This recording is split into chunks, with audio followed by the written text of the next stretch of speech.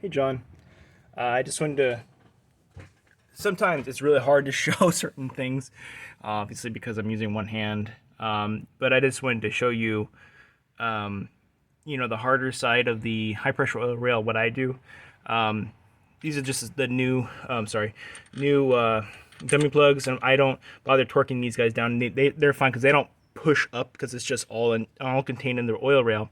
But the standpipe, you it's actually partially in there, but because it's so long, I separate them. This two-piece design, and I put the first part in there first, then I put the oil rail, and then I'll put the secondary upper half up in here so that it can go into the actual standpipe where it goes into the branch tubes.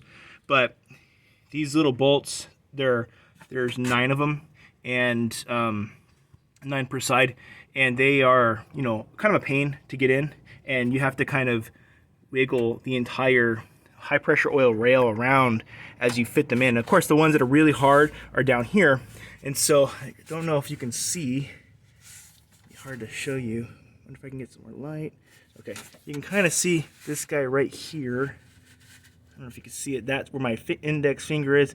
That is one. And what I do is I put them in here, and I don't tighten everything down first, but I put it in there, and then I'll work my way this way, because if I have them in here too early, it'll block my hand. And so the tool I use, once I get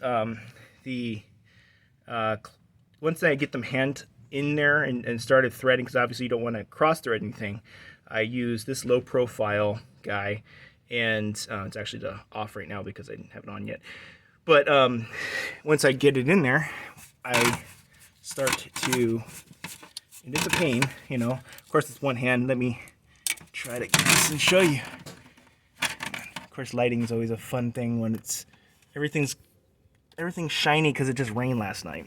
But basically, kind of work it in there, and then once you get down to a certain point, obviously, it's a very low profile problem. So basically, just gotta have a lot of patience, get it all tightened down as best you can. Of course, you do not want to over torque these; they will snap.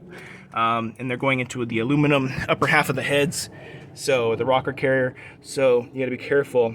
But once I get the ones down here as close to the base or just before they fully tighten, then I'll do all the rest of these, get them all down, and then do a final torquing procedure so that they all seat properly.